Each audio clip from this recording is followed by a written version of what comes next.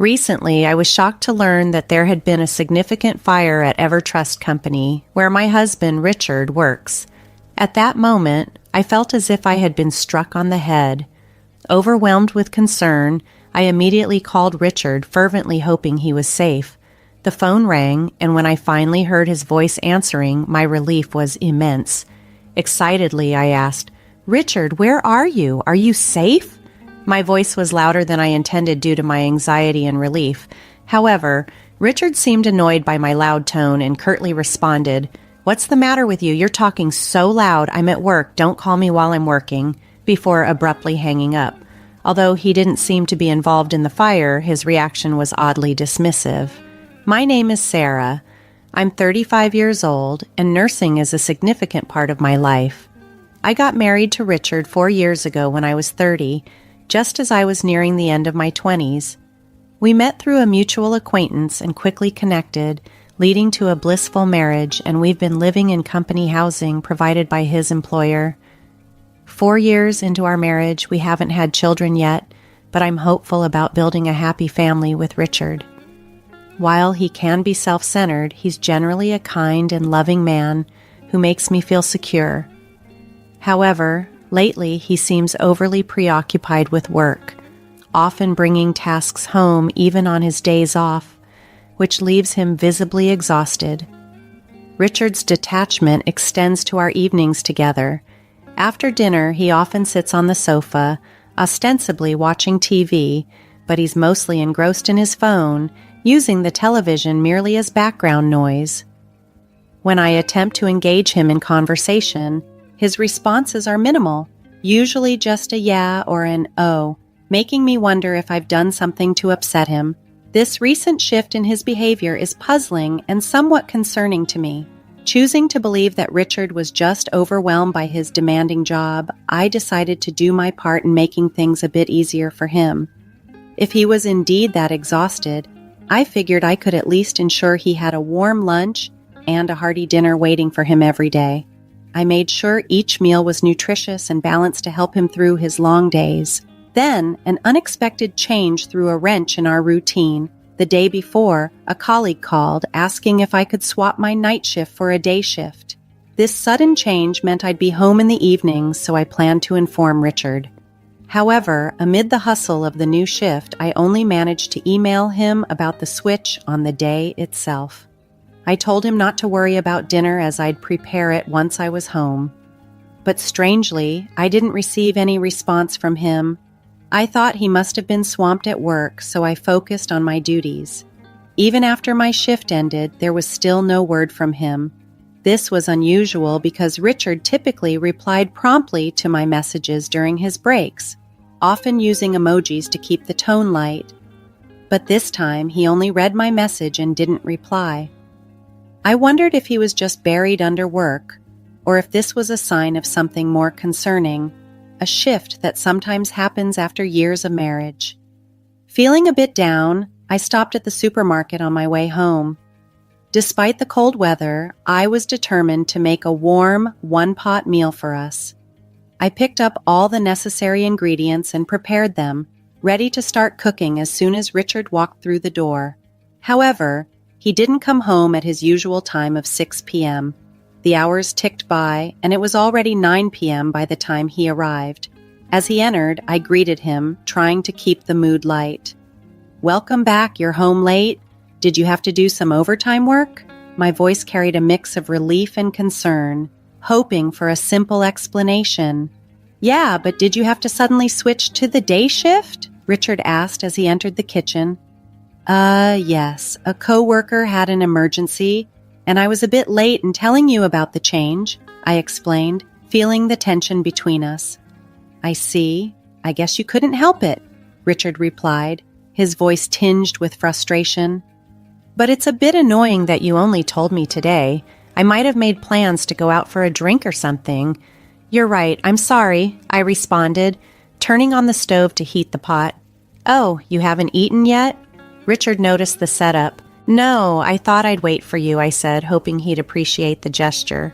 "Well, thanks, but next time you don't have to wait for me," he said. His words stung a bit. I had hoped for a cozy evening together. I sighed quietly as I waited for the hot pot to boil. Once it started to simmer, I served Richard's portion and then mine. I was famished after waiting all evening for him. The hot pot was delicious, and I began to enjoy it, savoring each bite. Then I noticed that Richard wasn't eating much. "What's wrong? You don't seem to be eating much," I remarked. "Oh, yes," he muttered, seeming distracted. Then he admitted I worked late and a junior colleague bought me a rice bowl at work, so I'm not hungry. Okay, but you should have told me that before," I said, feeling a mix of disappointment and frustration. "I mean, you could have sent a quick message before I started cooking." I think Richard realized I was upset because he quickly suggested, "Okay, then put all my portions in the fridge. I'll eat it tomorrow morning." He tried to lighten the mood, but the atmosphere was already strained. After a few minutes of silence, Richard got up from the couch and suddenly announced, "I'm going for a walk." That was unusual. His abrupt decision to leave the house after such an interaction left me pondering what was going on with him lately. When I expressed my concern about his sudden desire for a walk, Richard explained, "I haven't been getting enough exercise lately, and with all the late work hours, I just need a change of pace." He began preparing to head out, and I was left feeling a bit hollow, sitting alone at the dining table with the hot pot in front of me. Eventually, I decided to put my portion in the fridge, feeling slightly overfed and realizing that Richard and I hadn't spent much quality time together lately. I suggested joining him for a walk, hoping it might give us a chance to reconnect. However, Richard declined my offer, saying, "It's not good for you to move around right after eating. Besides, I need to take a long walk alone tonight." With that, he left the house by himself. His behavior struck me as odd. So driven by a gut feeling, I discreetly followed him from a distance. Despite the cool evening air, Richard walked with an unusual pep in his step. He eventually stopped near a park, quite a distance from our home. There, he seemed to be waiting for someone, frequently checking his phone. A few minutes later, a car pulled up. Richard walked over and began chatting casually with the driver. Curiosity got the better of me, and I moved closer to get a better look.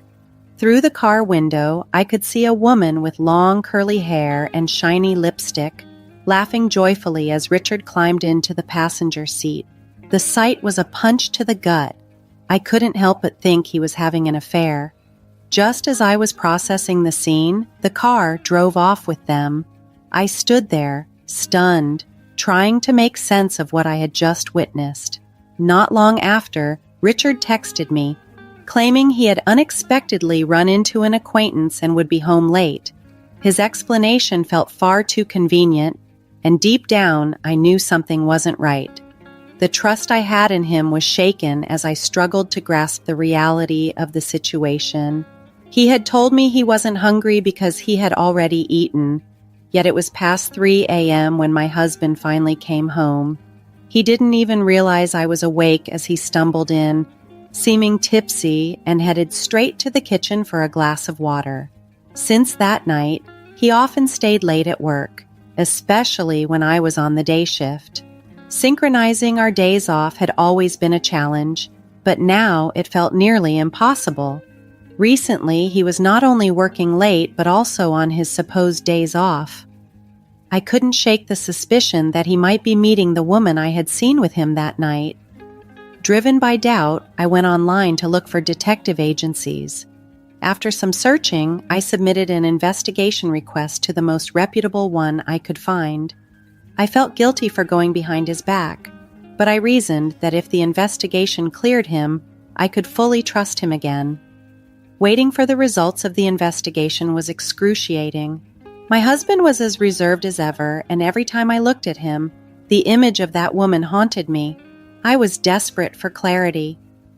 Then, an unexpected event happened. It was a busy Saturday at the hospital where I worked the day shift. My husband was supposedly working on his day off. As I focused on my tasks, trying not to dwell on my personal issues, the distant sound of fire truck sirens caught my attention. The noise grew louder and more urgent, and soon it wasn't just one fire truck but several speeding by. A sense of unease crept over me, turning into worry as two of my colleagues returned to the ward with grave expressions. They were discussing the emergency, a large fire nearby. "You mean the fire?" I asked, trying to catch up with their conversation. "Yes, that's right," they confirmed. It was a major fire at EverTrust Company. At that moment, the shock hit me like a physical blow. EverTrust Company was where my husband worked. The distress of the situation overwhelmed me as I considered the danger he might be in.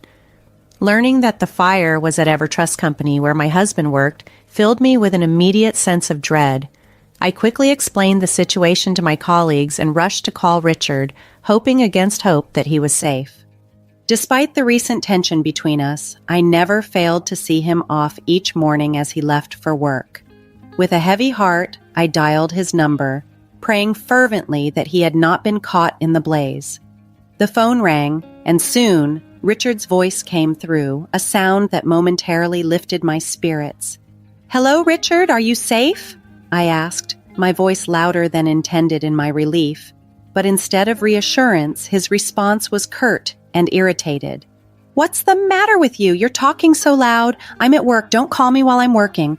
And then the call was abruptly ended. Confusion and anger started to set in. There was a massive fire with fire trucks dispatched to the scene.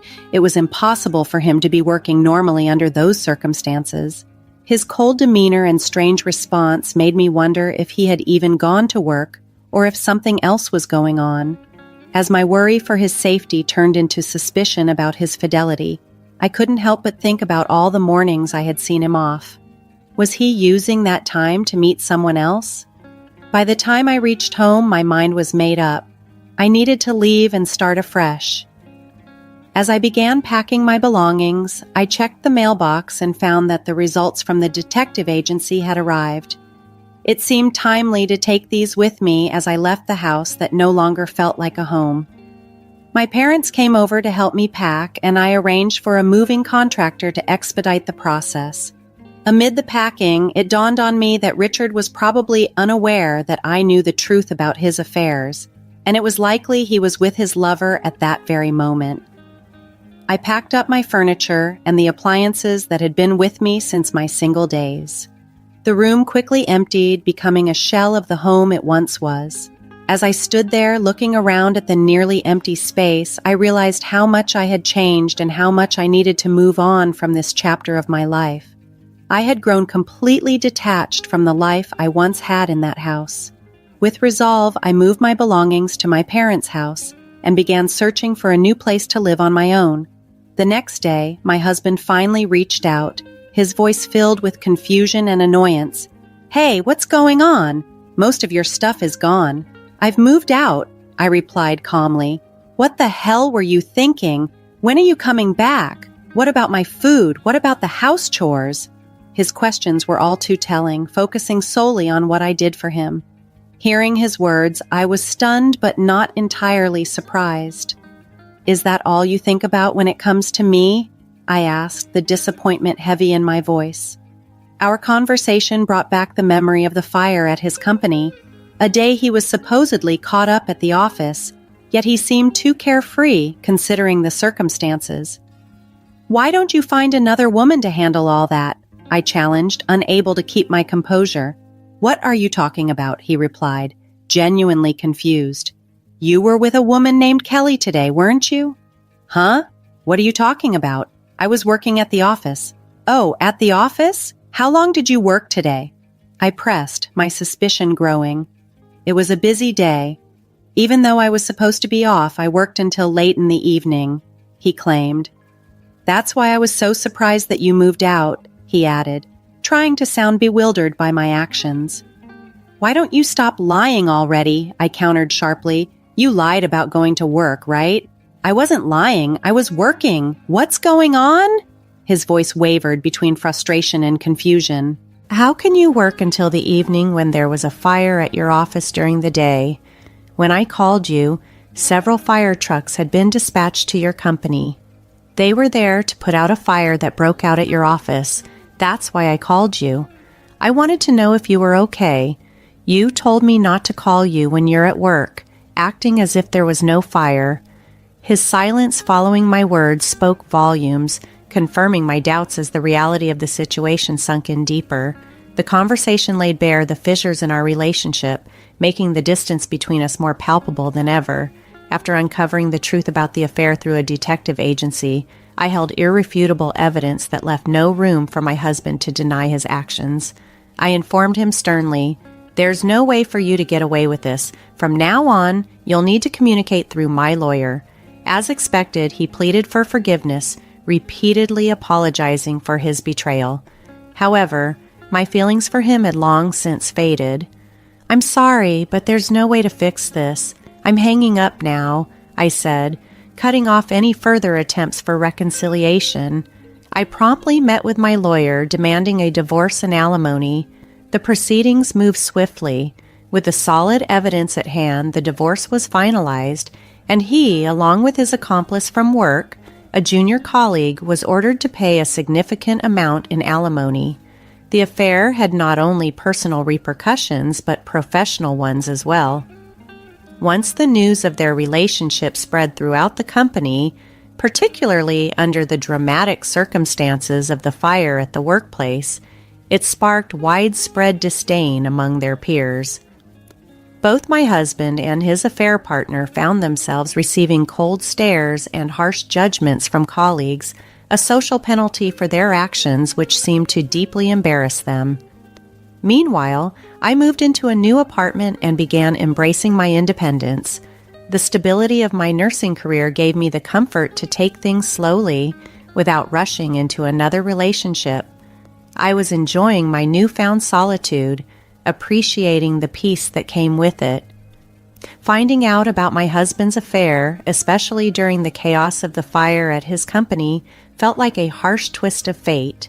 Yet, in a way, it expedited the inevitable. His actions deserved the consequences they brought. Now, as I settled into my single life, I looked forward to the possibility of meeting someone genuine in the future, but with no hurry, enjoying each moment of my life as it came.